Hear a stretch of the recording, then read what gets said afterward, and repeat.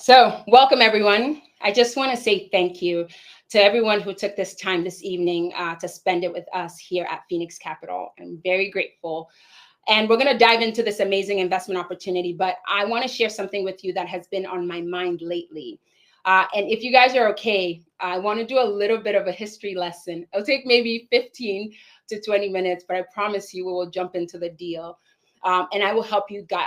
I'll give you a history lesson, then I'll guide you back to 2025. So I want to start with this, and I just want this in your mind percolating as we go through. I want you to think through history, right? There were moments when the economic tides shifted. There were these brief windows where asset transfer went from really weak hands to strong ones. And these weren't just very small opportunities, right? These were wealth migration events that created this generational fortune, but they were for really small windows. And so today, before we talk about the rise, which I think is a wonderful opportunity, I want to show you why we're standing in exactly such a moment, that brief window, that small opportunity where we have the potential to create generational fortunes. Like I said, and I said it before, please ask questions. So if you're using your laptop, you'll get a better experience. But if you're on your phone, that's fine. But still go ahead and just ask any questions as we go through this deal. Before I dive in, I want to take a moment to just address something. Let's just get it out of the table, something off the table, something really important. As accomplished professionals, all of you in this room, right? You understand the value of thorough due diligence in anything that you do. So the information that I'm sharing with you today is exactly that. It's for you. And as I'm excited to share this opportunity, I encourage you to review everything that I've said with some of your trusted advisors, because that's what we sophisticated investors do. We do our research, we do our due diligence, and then we invest. So now let's get into what really matters and really why we're here today. I told you that I would tell you a little bit of a history lesson. And it is this. Mark Twain said something really important. He said, history does not repeat itself, but it often rhymes. And about that, right? History does not repeat itself, but it often rhymes. The wealthy, the uber wealthy, they understand that they understand what most investors miss. It's that market cycles, they follow somewhat of a predictable pattern, right? I'll tell you this. Here comes my history lesson. In the 1930s, right, Joseph Kennedy, he built his dynasty buying Depression era assets on pennies. He bought it like at pennies for the dollar. And then it happened again in 2009, right? Firms like Blackstone, they acquired 12.5 billion of like distressed properties, while others feared that real estate was dead. They were just acquiring and see where they are today, right? What is it that they saw that others missed? What is it that we missed at that time? It's that they recognized patterns and they really knew how to read the tides. And so I want you to know this, that every single market cycle, it involves a wealth transfer phase. And that's what you're seeing on the screen. But most investors, you and I, but not after today, right? We focus on the obvious parts of the cycle. We focus on the peaks and on the valleys. But real fortune is made in the transition points, right? It's specifically the moments where assets begin to transfer from distressed owners. And distressed owners might not necessarily mean that they're managing the property badly. It just might mean that they're unable to pay debt, they are unable to refinance, and that's what makes the property distressed. So there is this moment where assets were transferring from distressed owners to strategic buyers. And that's where the wealth transfer phase happened. And that's almost exactly where we stand today. So think the 1930s and think 2008. But what makes this different, right? We are in this, and stay with me because this is getting good. We're in this unprecedented convergence of three economic waves, and we millennials make up one of it. But it's something that I call the perfect storm, and it's the perfect storm for like strategic asset acquisition. It's this idea of like distressed opportunity tsunami. So a lot of distressed assets coming to the market, right? And then institutional capital flooding. So something we call dry powder. And then this demographic demand driver. And that's kind of where millennials come in, and even baby boomers. So those three almost kind of economic waves have created this perfect storm. And I want to go into it in a little bit of a detail. So the first wave, right? The first wave is already hitting the shore, if you want to think about it like that, right? But it is that over 1 trillion in commercial real estate loans are maturing between like 2024 and the end of 2025, and maybe even into 2026, right? And many of these loans they were originated when interest rates were like at a historic low. So think about like the COVID era, where interest rates for some commercial loans were like 1%, 1.5%. And then now where it is today, where it's closer to 4.5%, right? Today's refinancing environment, it has caused almost this like gap, right? Where you had interest rates, a lot of owners bought interest rate, but they didn't buy fixed debt. And so interest rates have been increasing. And now they try to refinance and they cannot afford their mortgage. They can't afford their debt. So what's the result of this, right? You have this tsunami of really distressed assets that are hitting the market right now. And it's not because the properties are failing. The properties are doing well. It's just that like the foundation, which is the financial structure, it just isn't supporting it anymore. So we have that, the tsunami that's hitting. And then the second wave is this like wall of institutional money that is preparing to deploy. And I want you guys to hear me, right? Private equity real estate fundraising went almost doubled from Q1 of 2024 to Q1 of 2025. In that period, the fundraising for private equity funds to buy real estate went from 32.5 billion to 57.1 billion.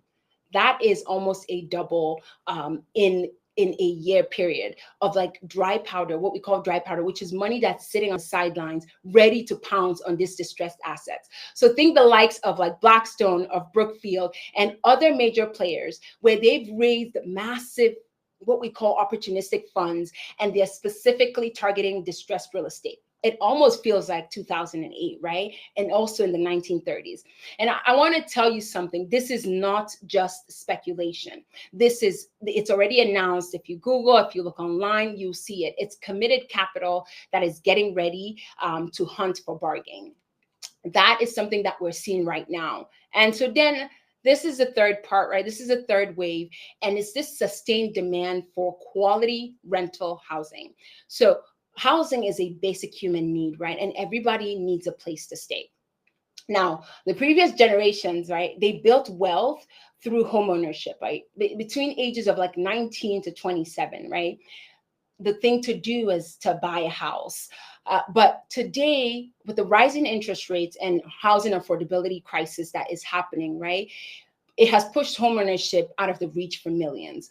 Also, like a lot of Gen Zers, millennials are opting to not buy and they want to rent. And a lot of baby boomers are finding that they don't want to live in big homes. They just want to rent, right? So you have this shift that is like almost forced towards rental and not buying. And it's not a temporary choice, right? It really feels like a long-term reality where a portion of the population is just, they're just deciding, I really don't want to buy anymore. I'd rather just rent. And if you think about like work from home or work from anywhere, right? You could travel the world, you can rent, and you don't have to buy, you don't have to be stuck in one place. This is not a temporary blip, right? Just like something that's going to come and go. It feels generational, and it's really restructuring how Americans are really accessing housing, which is very important. So this is the part, right? We hit this convergence point, right? And it's these three waves, they come together. Remember, I told you it was distressed assets, and then available capital, and then sustained demand, because we all need a place to live. And they create this almost like extraordinary opportunity, if you want to call it. And this hasn't happened since like 2008, 2009. But like 2009, right? A lot of the investors, they'll miss it because they'll be focused on the headlines instead of the underlying pattern, which is why I'm telling you that, remember, history doesn't repeat itself, but it rhymes. And so we want to be educated investors. We want to know what exactly is going on in the market. We are not trying to time the market, but we're realizing that time in the market is going to be able to teach us some of these things that we need to learn. Now, this is the touchy-feely part, but then you ask the question, right? Why do a lot of investors miss this defining moment, right? And it lies in human psychology. one of my favorite all-time investors, Warren Buffett, he said, be fearful when others are greedy and be greedy when others are fearful. And we know this, right? We know this very well. But if you look at study after study after study, it shows that investors actually do the opposite, right? They buy when there's like peak excitement. Like if my mom calls me and tells me it's time to buy something, it's probably time for me to sell it. And then they sell when there's like blood in the water, when it's like maximum fear, when everyone is getting rid of whatever it is, right? That's when people start selling. But you probably want to do the opposite. Now, where we are today, 2025 Q2, it feels like there's a little bit of fear in the market, right? You're hearing the headlines of the housing crisis, and that's really dominating the news. But if you understand the cycle and you recognize the precise moment to position yourself, that's what we need to do right now. And we're positioning ourselves for the next decade of growth, but we have to be ready to go right now. And if you asked me the best time to invest, I would have told you, I wish I invested in real estate 10 years ago. But the next best time is today, right? And that's because we are making sure that we have time in the market, which is going to position us for the next decade of growth. So the window, this is that window that we're operating in right now, right? And it's going to last for about like 24 months. And this is just based on my research, right?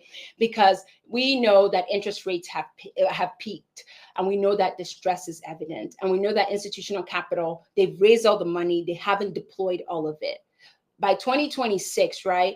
2026, maybe even a little bit into 2027, we're going to see that these bargains that we're seeing today, they would have been absorbed by the major players, the big institutional funds. So the opportunity to acquire really solid institutional grade assets at substantial discounts, that period would have closed. And so we want to position ourselves today for exactly what we're expecting to happen tomorrow. Now, I'm getting to the deal, I promise you. I told you 20 minutes, but what do big institutional players know that gives them a ton of confidence to deploy billions right now? Like, what do they know that we don't know? And there's these four fundamental truths that I think that we have to keep in our mind. And it's that a lot of times, like, real estate is ultimately tied to replacement costs. So what does that mean? It means that in today's acquisition prices, like what we're buying today, they're about, honestly, like 20 to 30% below what it would cost us if we built today from scratch. And so you notice that more people are buying, they're acquiring as opposed to building. But also, another thing that is very clear is that population growth, it drives housing demand. So as the US continues to grow, right, with a lot of the growth happening in the Southeast, because you know that people are moving out from West, they're moving South, from North, they're moving South. A lot of your Silicon Valleys, they don't have to be out West anymore because they can work from home. And so they're choosing where population is growing, where rent is growing, where it's cost of living is cheaper, and they're moving to the South. And that's why at Pheenyx, most of our investments, really, we focus heavily in the Southeast region. And it's for that reason. And then thirdly, right, you see this, that inflation, it just erodes debt. And that's one of the biggest things. But then you see the opposite happens in real estate, right? Inflation actually benefits leverage real estate investors. And that's exactly who we are. And then this is the last thing. I said that before, I was hinting at this, which is that quality assets, they will grow. If they're in growth markets, they will always recover. So remember that cycle I told you about, right? The question isn't if, it's when. So it's not about, again, it's not about timing the market, it's about time in the market. So it will always recover, and the question is just when. So this is the last part before I get into the deal. I know you guys are excited and some of you are already ready, but this is where it kind of gets interesting, right?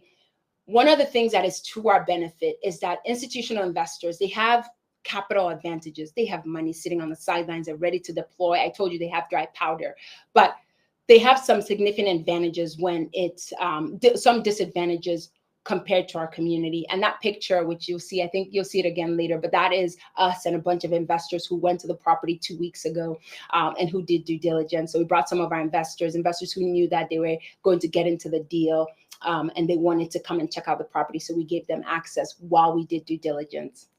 But these institutions, they move slowly, right?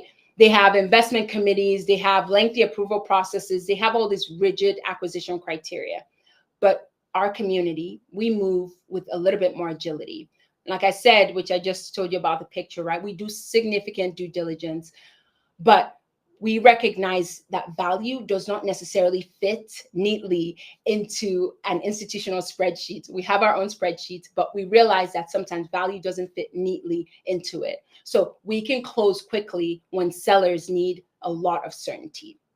And so this gives us access to a lot of opportunities that institutions miss, either because, also the deals are too small for their mandates, or because they just can't move quickly enough. So that puts us at an advantage. And then this is the thing that I kind of love the most, is that many of you on this call, and I'm excited, is that you've built successful careers in medicine, in tech, in law, and in other professions, right? And these careers, they just don't provide income, but they really provide credibility, the relationships, the expertise that we can leverage in real estate, right? It's using your 9 to 5 as your foundation in order to build all the things that you want to build in order to grow wealth. So this is another advantage that our community holds. It's this ability to understand and to really access real estate while maintaining, the security of our professional careers. So we stand at a fork in the road, and there are 2 possible paths for you to take to move forward, right? The first path is to remain a spectator, to just sit on the sidelines and to watch. And you're watching as assets transfer, as opportunities pass, and as others position themselves for this next upcoming decade, right? That's one path. But then also you can become a participant, and you can recognize the patterns, you can understand the timing that we talked about, and we can position ourselves strategically while this window remains open. And it's one that we should really take advantage of. So this brings us to our specific opportunity that we're talking about today. And let me just say this. I am excited. I'm honored to be able to bring this opportunity to you. And I want to present the Rise to you. And it's exactly that type of strategic opportunity that we just discussed, right? It's a high quality asset in a growth market, and it can be acquired at exceptional value due to market conditions, which I've kind of told you all about that, right? It's a 128 units Class A property, and it was built in 2022. So this is our newest acquisition. And really, it embodies that value of the value investing that we see in real estate. And I want to show you why, right? Now, before I continue, I just want to tell you that this deal is only open to accredited investors. If you're here and you're not an accredited investor, I still want you to reach out, and we can understand your goals and see how kind of this will align, maybe not on this deal, but how we can align together and get you ready for the next one. So the more people who reach out to us and kind of tell us, then we can get a list going for our other opportunities and maybe the next one. So after you're hearing that, as we jump into the deal, there's some people who are ready to act. And if that history lesson was all that you needed to jump in, and for those of you who maybe might not be able to stay till the end, right? Our team is going to put up a link right now. And all you have to do is click on the I'm ready. And all you need to do is just toss in a few information. And one of our team members will contact you in the next 24 to 48 hours. And so that we can talk to you, understand where you are, and get you into the deal. So on that note, I want to share a quick video. It's a 2-minute video, and it was me and the whole team, our internal team, our external team in Atlanta 2 weeks ago while we did due diligence. So I'm going to play this video. We are at Conyers, Georgia. We're at the Rise, and we are acquiring this amazing asset for our investor community.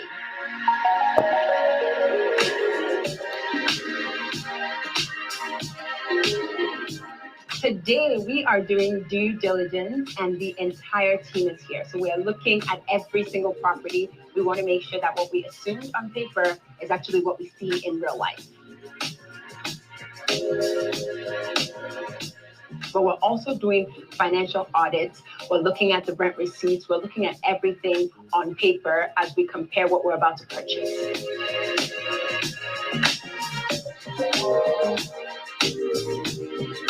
So we have been here since 10 a.m. in the morning, and honestly, the feedback has been amazing. What we have reviewed has been really good. As much as this is important to us at Pheenyx Capital, we have to make sure that our investors know exactly what they're getting, what we're purchasing.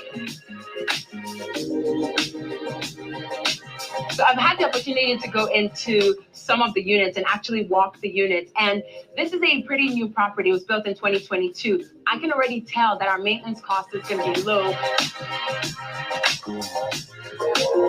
So if you guys don't know, this is probably really exciting. 20th Century Fox and Warner Brothers, they are actually expanding their studio to Conyers, Georgia. Because one of the things that we look for is the people who are coming into the area. So the types of jobs that are growing in the area and the types of opportunities that are coming. So the fact that these people are here is very exciting because it is building the Conyers, Georgia population. And those are the types of things that are very important to us as we think about location and when we do market analysis.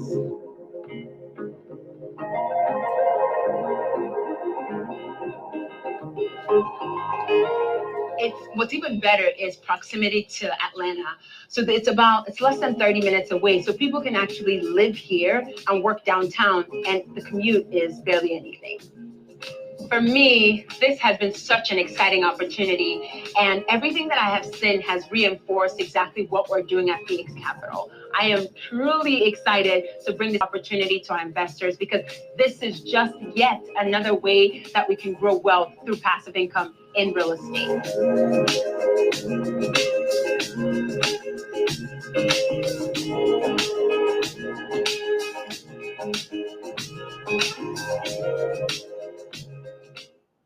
Okay, so like I said, that was me 2 weeks ago with our entire team, including our property management team, and we scrubbed the property. So we looked at plumbing, we looked at HVAC, we looked at landscaping, we assessed every single apartment unit, and we reviewed our renovation budget based on what we saw, and we made some changes based on the feedback from our external team, all the people that I just mentioned, and our property management team.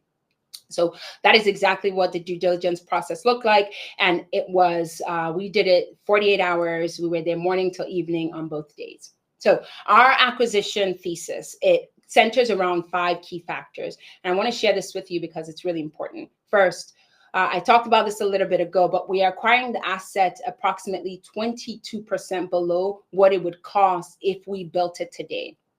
Secondly, the property is located really at like a high growth MSA, Atlanta MSA corridor. So it's less than, like I said in the video, and I drove it, it's less than 30 minutes to downtown Atlanta. So they get the benefits of being on the outside, but being able to commute very easily to Atlanta. And then we really purchased it with favorable terms, even in today's market. And what that does is because of how favorable our terms were, it creates immediate equity from day one. And now, one of the features that I'm really excited about is really the strong employment and population growth that is driving rental demand. So because of all the industries that are in the area and that are moving into the area, and I'm going to talk about that a little bit later, it's really driving rental demand. And so people want to live there. And then the final thing, one of our 5 key factors is our exit strategy. And it's supported by multiple institutional buyers. They are acquiring assets that are similar to what we're acquiring in the market. So at the right time, it positions us to be able to sell these assets with some ease. So from here now, we'll just talk about the property. And like I said, if you have questions, toss it in the chat. But this is the property. This is the property summary. So we're purchasing it for $25.3 million, and we are actually purchasing it $700,000 less than asking price. And we're using a fixed debt at 5.05%. And some of these things, as I go through the slides, you will get access to, one, you'll get access to the recording, but 2, you'll also get access to the presentation deck. So the full entire investment deck, which has all the information. So for this deal, we are offering 2 investment options, and it's Class A and Class B. And I want to spend a little bit of time and explain both of them so that you kind of understand where you stand, right? So Class A, it provides more secure return. So you get 10% preferred return, and that is with prioritized cash flow. What does that mean, right? It means that in the capital stack, right? As soon as rent comes in, expenses go out, right? The first people that we pay is our lender. So we pay our lender first, and the next set of people that get paid are our Class A investors. So they are only getting 10%, but they're getting that 10% preferred return. And this is kind of ideal for that investor who is seeking, very predictable return with very low risk. So they're like, I really don't care about profit sharing at the end. I really just want cash flow in the beginning. So remember the capital stack, lenders get paid first, and then Class A, then Class B, then us as the operators. So we get paid last, but Class A gets paid first after we pay debt. Now, Class B is you get a little bit of both, right? So the Class B investor is someone who is an investor who's comfortable with risk, with a little bit of risk. So you want more equity-like risk return profile. What does that mean? So you are going to get 6% preferred return. So that's on a yearly basis, right? You're going to get 6%. And then at the end of the deal, you're going to participate in the profit share. And that profit share is 80-20 split. So 80% goes to you as the investor based on your investment, and then 20% will come to us as the general partners and the operators. So between your 6% preferred return and your 80% profit split, right? If you combine those together, it looks like you are making 16.1% every year on your investment. So when you see that number that we say anywhere from 15 to 18, for this property, it looks like 16.1% based on our underwriting, based on our assumptions. And now that we've gone to look at the property, I feel more comfortable with that number. So that's what it looks like, Class A, Class B. Now, you might be thinking, well, okay, I get it a little bit, but what does this look like? Like, break this down for me. So I created just a good, like a sample $100,000 investment for Class A and for Class B. So you can see what that looks like. For Class A, I told you $100,000 investment is, remember I said 10% preferred return. So that's year 1, year 2, year 3, year 4, year 5, you're getting 10%. That doesn't change. And then at year 5, you're going to get return of your capital. And then, and that's kind of it. So you got 10, 10, 10, 10, 10, which is 50. I think I did 5 10s plus your $100,000. So that looks like at the end of the deal, you would have made 150,000. So that looks like 1.5 times what you put in the beginning. It's that easy. So it's steady, predictable cash flow throughout the entire hold of the deal. Now, Class B is a little bit different, right? So remember, you're getting that 6% pref, and you're getting that year 1, year 2, year 3, year 4, year 5, and that looks a little different. And then year 5, you'll see on the 4th line, I think you'll see that profit share, which looks like 54,000, right? So if you add up all your investments, all your distributions every year, so your preferred return plus your profit share, if you total that plus the return of your capital, so your $100,000 that you got returned, right? If you calculated that, you would have made $180,000, $180,645. So that looks like 1.8 times what you put in, right? And that, when you break it down, is 16.1% average annual return, which just means what you're making on a yearly basis when you look back. So the difference now, if you looked at it kind of apples to apples, right? If you invested as a Class A investor, you would walk away with about $150,000 at the end of the hold period, which is 5 years. And if you were if you're a Class B investor, it would look like about 180,000. So if you're thinking like, which one, where do I fall into? Just think about your risk appetite, right? Think about and also when you think about your risk appetite, also think about how much cash flow do you need today? So if you need significant cash flow today, then maybe your best bet would be to invest in Class A and then just get your steady returns. But if you're interested if you're interested in profit share and to make more on the back end, then Class B would be where you'd want to go. So this is just uses of capital, right? But I want you to see this because it helps to ensure that you know that we have the capital necessary, 1, to implement our business plan, and 2, to be able to maintain like operational flexibility. So all the things that we need to do to make sure that the properties run as smooth as possible. And then I talked to you about debt. And this is kind of just a breakdown of what that looks like, but we secured 5.05%, which is actually lower than current market values, current market rates today. And also our LTV, so loan to value, right? We're borrowing 60%. And that's a conservative leverage because it still allows us to maintain cash flow and returns because we're bringing a significant amount of equity into the deal. So that's what that looks like. If we're over leveraged, it looks like, like 90% we're borrowing and we're only bringing in 10%, but that's not the case here.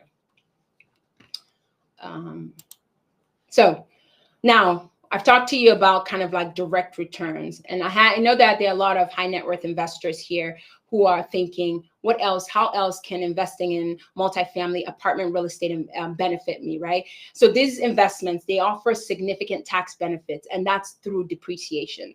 So $100,000 investment, right? It will typically generate about $23,000 in tax savings in 2025, but that's over the hold period, so the entire 5 years. But what it does is it really just helps boost your after-tax returns. So this, this tax efficiency, which another easy way to just say is depreciation. So when someone asks you, it's really one of the key advantages to multifamily investments when you compare it to like other asset classes, because you are able to offset your passive losses with all the tax saving benefits that you get when you invest in apartment real estate. So that's just basically one of the ways to offset some of your, one of the ways to get significant tax advantages is to invest in real estate and to invest in specifically apartment complexes. Okay, so this is like the fun part, right? This is what the area is and kind of what's in the area that we're buying. And I want to kind of allow you to see this, because when we look at where we're buying, right, we have to strike a balance between affordability and then also access to like a lot of employment centers. So I told you that this is less than 30 minutes from downtown, right? So imagine having access to Atlanta downtown and everything, jobs, whatever it is, nightlife, anything else, you have very close access because it's not truly that far. But then you also have all the jobs that come with that area. And then if you think about it, the airport is also close, and that airport has, I think, about 63,000 jobs. So I want to say it's the busiest airport in the country. If someone look it up or just let me know, educate me if I'm wrong, but you got to plan way ahead if you're flying through that airport. But and then like the I-75 corridor also has about like 400,000 jobs. So being in this area gives you access to a lot of jobs, and we want to make sure that when our tenants live there, they have a place to work, because that's very important. So, and another thing is, like, if you think about cost of living, right, they don't have to live in Atlanta, but they can get all the benefits of it by living 20 minutes, 25 minutes outside of it. So this is the part, like the Rise, where the Rise is located. It is experiencing like significant unprecedented investment growth. In the next, I think it's maybe 10 years, right? There are 4 mega developments that are coming to the area, and it's bringing $19 billion. That's really reshaping the economic landscape. So if you read in December, right, Rivian, the EV plant is coming, and they're going to be creating about 7,500 jobs. Meta is also bringing their data center, and then also Newton Technology Park is coming. And all of these investments, right, they're not speculative. They're actively undergoing construction, but they're really creating like a ton of high-paying jobs in the area, and it's really all around Conyers. And the Rise is like, look at it right there, so it's benefiting from all of that. And then I just want to harp on the job a little bit more, because it's very, very important. And like, we talked about the mega projects that are coming, right? But Conyers has like really established itself as a diverse employment center, and you see it on the screen, right?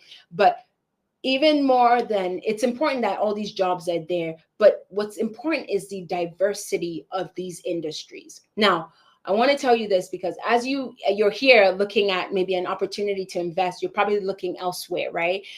You need to make sure that you're paying attention to the area that you're investing in. Because if you notice this area, right, it doesn't rely on one industry type. it has manufacturing, it has entertainment, it has logistics.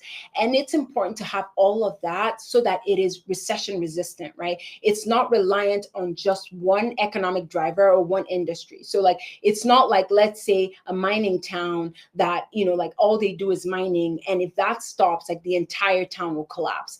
That's not the case here, right? Because it has such diversity of industry, but that's something that's really important.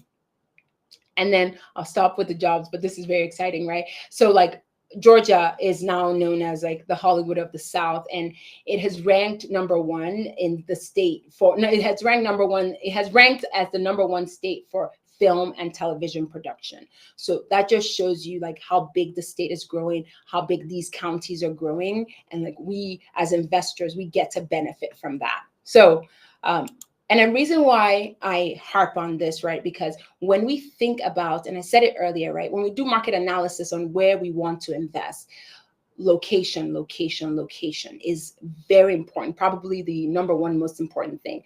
But in location, what's important is job growth, it's population growth, it's rent growth, to make sure those things, those are the factors that we look at when we're really looking at where we want to live. Okay, so now this is like the fun stuff. So this is just a breakdown of the unit mix, right? When you are looking, and this is a very good unit mix, because majority of the apartments are 2 bedrooms. It's not as many 1 bedrooms, and most people prefer 2 bedrooms to 1 bedroom, but they don't necessarily need a 3rd bedroom if they don't have a family. So the breakdown is actually really in our favor. And then these are just some property pictures. I really enjoyed walking the property. And I will say this, I want to put this out there for any investor who is on the webinar, but who's listening afterwards, right? If you want a property tour, so if you're, you know, if you live in Georgia, or if you're visiting, you know, while we are actively acquiring this property, please reach out to me. If you want to go take a look at it, I'll set up a tour. And if it works out with my schedule, I will come and meet you there and we'll tour it together. But that's something that, you know, like as an investor, like this is important. So, or if you have a friend or a sibling, I don't know, family who lives in the area, send them to go take a look at it so that they get a feel, because it's one thing to see it and see how pretty it is on, you know, on the screen, but it's another thing to like go see it, feel it, you know, interact with the front desk staff, interact with the tenants, just see, kind of get a feel for what it is to live there. Because, you know, as you decide to invest, or when you decide to invest, right, you're going to be a part owner. So this is your property. So you want to go get a feel for it. So feel free to reach out to me, one of our team members. And again, we're going to put up the link so that you can just go ahead, like if this is something that you're interested in, go ahead and put in your information and we will definitely contact you. So just really some of the fun, you know, the really nice amenities. Having all these amazing features are good because they command a premium, right? They command premium rent because everything is new, state of the art. But we want to make sure that we're still providing like exceptional value to our residents, because at the end of the day, that's what really matters. And so like, yes, the amenities are beautiful and it was great being there. But more than that, we want to make sure that like our residents are taken care of, that they're valued and that they know that. So these are just some of the like outdoor amenities. Again, you saw it in the video, you're seeing it here. When you get the deck, you'll see a lot more pretty pictures, but that is just it. So that's the entirety of the deal, of the investment opportunity. I want to tell you a little bit kind of about who's on the back end. So who are you seeing? Who are you interacting with? I want to share a little bit about that. So I didn't introduce myself, and I will introduce myself. My name is Nkem Ezeamama. I am an ER physician, and I'm based out of Nashville, Tennessee. And I'm the CEO and founder of Pheenyx Capital Investment. And you might be wondering, how did I get here today? And I think for me, it all started with kind of being a little fed up with where I saw medicine going, and just away from kind of bedside care. And I felt like we as physicians, we weren't doing exactly what we were supposed to be doing, which was taking care of patients, right? And I also felt like our jobs were at stake, because I remember at some point in my hospital, we were losing hours. Some of my closest friends who became family were fired. And so I realized that no one was looking out for me. And so I was trying to figure out a way, to make sure that like I was taken care of and I did not have to rely on my 9 to 5 because it could be taken away from me at any point. And so that's when I started investing in real estate. And the funny story is that I started as a passive investor, just like you, sitting here listening on this call. And I decided to take action. I sat on the sidelines for probably longer than I should have, but then I just took the leap and I said, let me try it. If it's better than what's going on in the hospital, then I'm game, right? And it was. And I was making, I was doing well. My investments were getting significant returns. But then I thought, and I saw that there were not a lot of us who were privy to these deals, to these opportunities, right? And the people there didn't necessarily look like me. They weren't healthcare professionals. They weren't. There was less of me at the table, right? And so what I did is I said I would bring these opportunities to my community, and I would start telling as many people as I could about real estate investing and the power of diversification, and how we needed to use our 9 to 5 as the foundation to then as a springboard to then help us build wealth as we are privy and we have access to all these other alternative assets and investments that will help us grow wealth, right? And obviously, well, not obviously, you should do your research and you should do due diligence as a savvy investor. But this was the start to it. And I wanted to make sure that that I brought this to our community so that if I have access, you have access to. And that's why it excites me when, like we jump on these webinars, and it excites me when, we send out distribution checks and people, like our investors are making money, because it's like, this is the beginning. This is the start. This is the path to really building wealth. But it's not just me, right? On this call as well is like my amazing team. So, our team that's made up of we underwrite the deals, we talk to our investors, we scout the we scout the market, looking for the right opportunities to bring to you guys. And so our team, I can't do it without my awesome team. And so I just want to make sure that even though that you see me, that behind me are the people who are genuinely lifting me up. And so you get to see that. So I just want to say thank you to them. And then of course, our investors, right? I wouldn't be here without them. We wouldn't be here without them. And so that's who makes up Pheenyx Capital. This is what we've been able to accomplish. We've been able to invest in acquiring assets totaling 95 million in assets under management. And we're growing, and we are excited that the Rise is going to be our next investment opportunity that we get to add to our portfolio. And so you've heard about Pheenyx, right? These truly are our partners. These are heavy lifts, and we don't do it alone. And so our partners, Pheenyx Capital, made up of Dr. Julius Oni, Leslie Awasam, and Tenny Tolafari, and these guys are outstanding. It is an honor to partner with them as we really, truly bring multifamily investing to our community. And they are trailblazing. They're blazing the path so that us, we can follow and we can bring our investors along. And so they have $217 million in assets under management, and they're only just growing. Chris Lento with EM Capital has 27 years of asset management and just experience in real estate. He is asset management extraordinaire, and he is smart. He makes sure that he dots every I, he crosses every T. And as an investor, it is it's an honor to know that he is managing our deals even after we acquire them, and just to know that you truly are in good hands. And then Brad with Crest City Capital is our another partner, and he is a developer in Boston and has partnered with us in a lot of our deals and just brings significant knowledge. So that's our team, and that's who you see when we are acquiring these deals. We do it together, and we're able to bring these deals to our investors. So a big part of our investment team, our external team, is our property management team. And honestly, property management is very, very crucial to our success, right? And we have partnered with Fortis Property Management Team, and they're truly an industry leader. And it's also amazing because they also invest in our deals. So they know how good, how powerful it is to be also an investor, as well as being able to manage the property. So I will say this, right? A good property manager, they are a team that focuses on both resident satisfaction, but also investor returns. So they need to make sure that the residents are taken care of and that investors are able to get their returns. That's what it looks like. So as we come to an end, I said under an hour and I did it. For those of you who are interested in in joining the Rise Ownership Group, right? You have heard and you are interested, and this is something that excites you. This might be, you might be one of our return investors who keep investing with us. Thank you. But you might also this is new to you, right? What I'm telling you is that our team is going to put a link. I think the link is going to be above. If you're on your phone, you might have a hard time clicking on it. So we'll put the link in the chat as well. But we will reach out to you in the next 24 to 48 hours. And the plan is just for us to, like I said, get to understand your investment goals and make sure that this investment aligns with where you are going.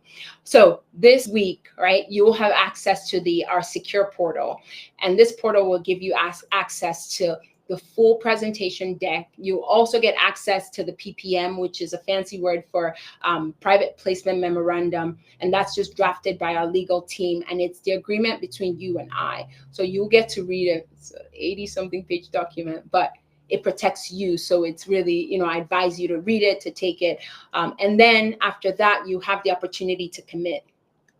You are not in the deal until you wire your funds. So don't feel pressured. This should be very exciting. It's a time to, it's a time that you get to start building and start, laying the foundation.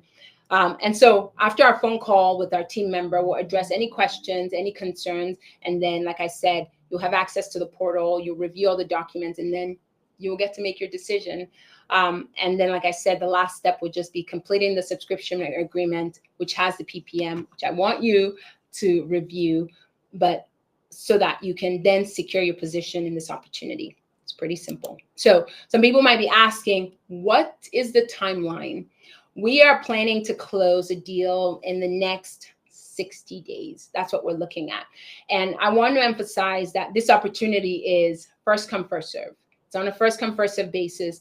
And if it gets filled up, we have an investment amount, an equity amount that we're going to raise. And we don't take a dime above that because we don't want it to water our investors' returns. So, and we expect this to be fully subscribed pretty quickly. So because the total equity raise is limited, and we've already had significant interest from our existing investor base because they get first access to it. So a lot of them have already voiced interest and are ready to secure their position. So after the deal is closed, and kind of walking you through a timeline, after the deal is closed, you should expect to get updates on the performance of the deal. And you will get monthly updates. So the monthly updates look like, you'll see kind of the rent roll, you'll see the T12, which is a profit and loss, and the financial statement. You get access to all of that because you own the deal, right? And so you will know any renovations that we're doing, any changes that we make to the team, all of that information will be made available to you. And just like really performance of the deal, that's the big thing. So how it's doing, where occupancy is, where vacancy is, all of that information is accessible to you on a monthly basis.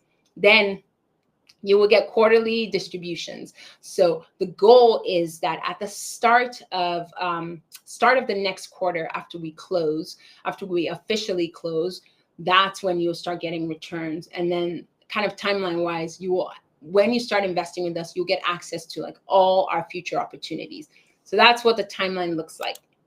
Another question I get is like, how can I invest, right? Cash is king. Cash is the easiest to invest with, but you don't necessarily have to invest with cash, right? Some of us have 401ks, old 401ks that are sitting because we've switched jobs a few times and we didn't roll it over. Well, that's a good thing. So if it's sitting there really not doing anything, you don't really have control over it, you don't know what's going on with it, well, you can convert it to a self-directed IRA, and then you can invest in acquisitions just like this and assets like this, right? You're allowed to use that and invest in it. So, and you're not going to be penalized. That's what a lot of my investors ask me, but the money's going into that vehicle and it'll go right back into it. So we've partnered with some really amazing IRA advisors. So if that's something that you're interested in, when we have the call, we will talk about it, and you'll be able to get access to it. Okay, so I'm almost done. Next steps, right? The link again should be on top of the screen. If it went away, our team will put it back up, and we'll also put it in the chat. I want you to review the material. I want you to ask questions when we meet. And then after you've reviewed everything, to go ahead and sign the documents. Those are kind of what the next steps look like. And we have come to an end. So in closing, thank you for staying with me till the end. But I started with history, right? And I want you to remember the market timing perspective that we began with and the history lesson that we learned. Great fortunes, they're made when we recognize patterns. I said it before, and we understand timing, and then we take action during that brief window of opportunity. The rise, this new investment opportunity, it's exactly that kind of moment, right? It's a chance to acquire an institutional grade quality asset that is at a discount, which I told you about, during this unique market transition. So my ask today is that you join us on this journey, and we welcome you with excitement. I want to say thank you for your time, and thank you for your attention today. So the link is above. It's also in the chat. If you have questions, this is the time. I want you to flood me with questions, and ask me a ton of questions. So if you have any questions, put it in the chat. If I look at the questions, if we have, I either hope that we have a ton of questions or everyone is crystal clear and they're ready to fill out the form and invest. So here we go. But thank you so much for your time. I really appreciate it. Let us, okay. Are there any questions? How do you become an accredited investor? Oh, great question. So you are an accredited investor if you make $200,000 a year, and if you've made that in the last 2 years, or if you and your spouse combined make $300,000. That immediately qualifies you as an accredited investor. Also, if you have $1 million in net worth that does not include your primary residence, then you automatically also qualify. So you are already one, and I'm pretty sure you are one. All you have to do is we have an accreditation process that you just put in some information into an online portal and it just tells you. Or if you have an accountant, they can write me a letter. They can write us a letter so you'll be able to see it. So you have there are multiple ways to do it, and we could talk about it. So, okay.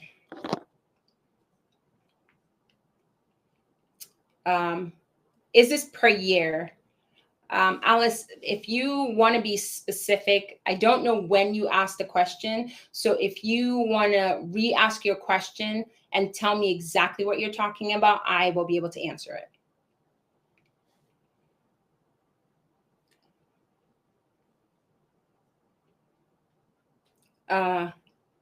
I saw a question.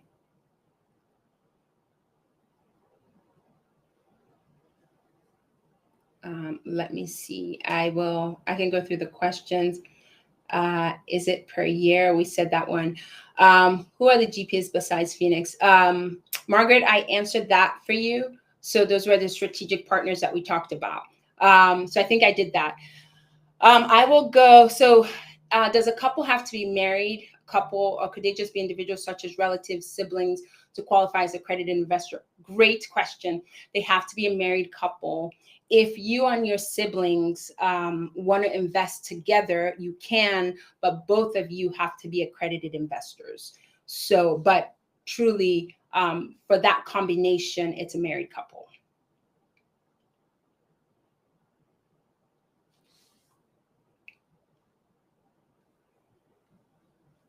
The questions are going away pretty fast. So if I want to make sure I don't miss anyone. And Margaret answered it. Yep.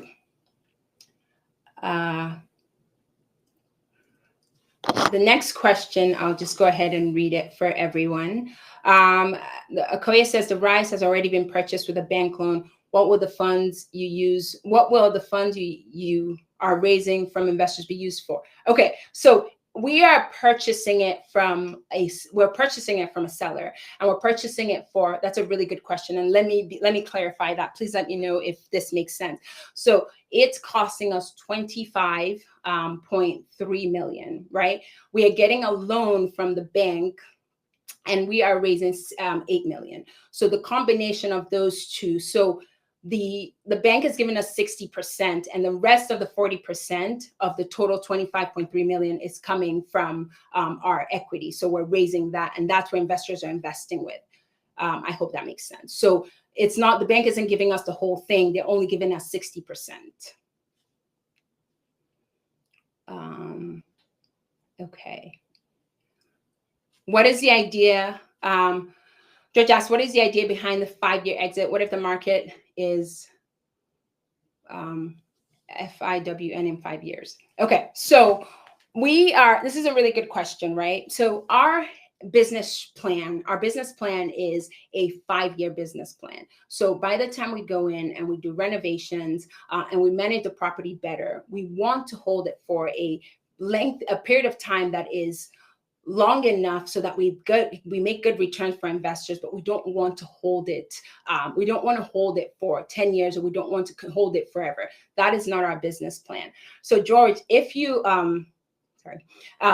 what you have to understand is that you are right? If the market is not where it needs to be, maybe in 5 years, we have the option to do a cash out refinance and be able to give you or your investors money back. But we do something, right? By year 3, year 4, we do something called the broker opinion of value. So our broker will tell us, okay, this is where the market is. This is what we think that we can sell this property for. So based on, we have our underwriting, and you have access to see that. So if you want to see like our full underwriting, our assumptions, our timeline, you can see that. But they will tell us, okay, the market is really good. This is what we think this property can go for. If we have met our business plan where we want to be in 5 years, we will absolutely sell. So I hope that helps to answer your question.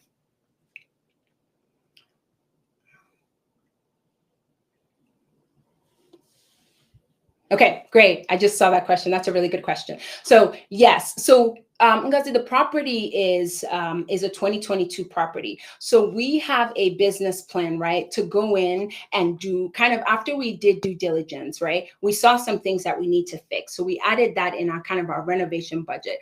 But because it's a new property, right, we have more of a, we want to go in and do more of a tech package. So we want to upgrade where it was from 2022 to 2025. So we will not be doing significant renovations. This is not a property. This truly is a Class A property. So it's not a property that we're going to go and like demolish and gut and really do significant renovations, because it doesn't need it. But we are strategic about exactly what we're going to be doing to each property, because we still have rooms to increase rent. And so part of our business plan is going in and doing those things and being able to capture some of that for our investors.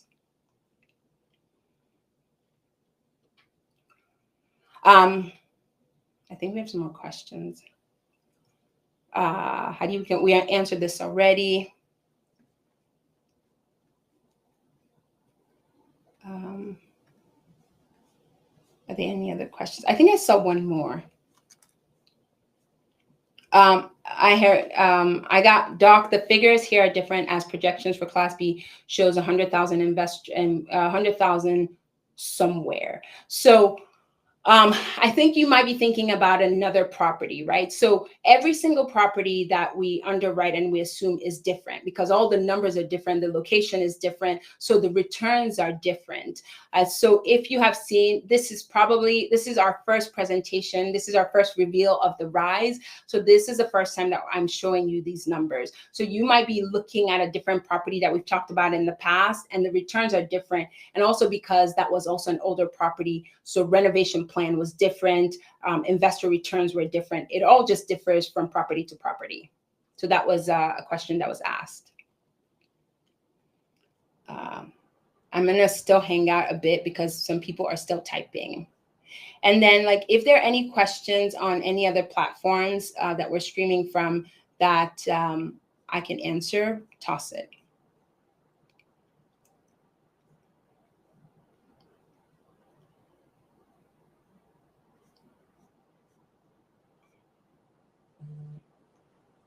Yes. Koye asked, are the other partners also raising funds? That is correct. Yes. So everyone is bringing capital into the deal. Our total raise is 8 million and change. And this will have, you'll have full access to, like I said, the entire presentation deck. It will have the breakdown of everything, so you'll be able to see that. And also, you'll have access to this recording, so we'll have all the information. I still see someone typing, so we'll keep hanging out.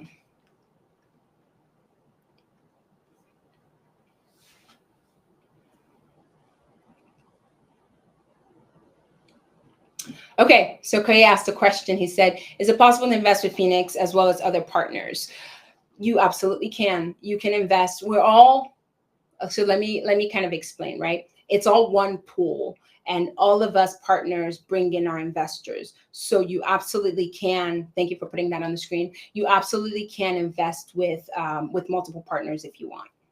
That is completely allowed, but it's the same, it's all in the same pool. So you can't go wrong. I will say this, you cannot go wrong with any of our partners. They are all fantastic, 10 out of 10.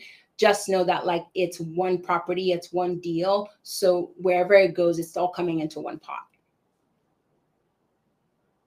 But these are great questions. So please keep the questions coming. I want to be as transparent so that everybody gets a better understanding.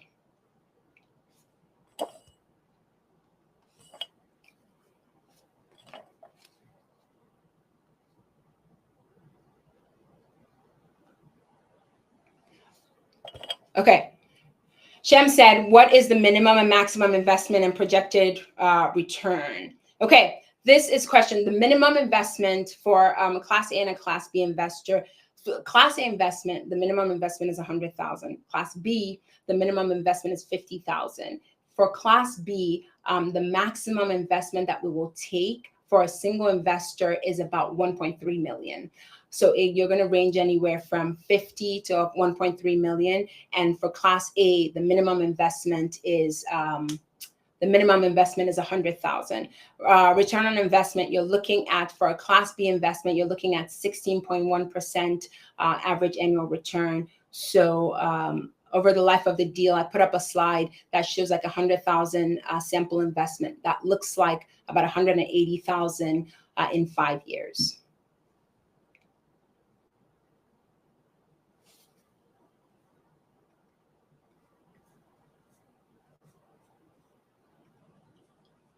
Okay, so that I respect everyone's time. If I don't see anyone else typing, I want to go ahead and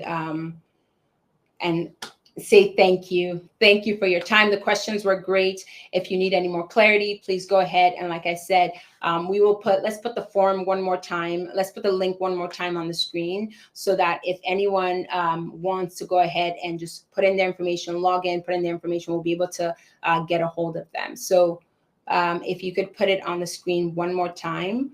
Perfect. It's in the chat and perfect. It's on the screen. So I want to say thank you so much for your time. And it was really great seeing everyone here. And I look forward to meeting you guys as we start setting up those calls and getting to know a little bit more of where you are and how we can partner together on this investment opportunity. Have a wonderful evening.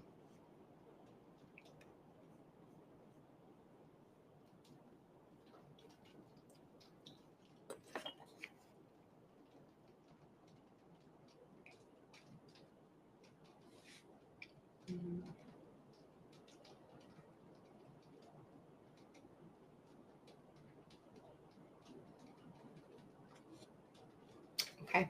Well, everyone have a wonderful evening.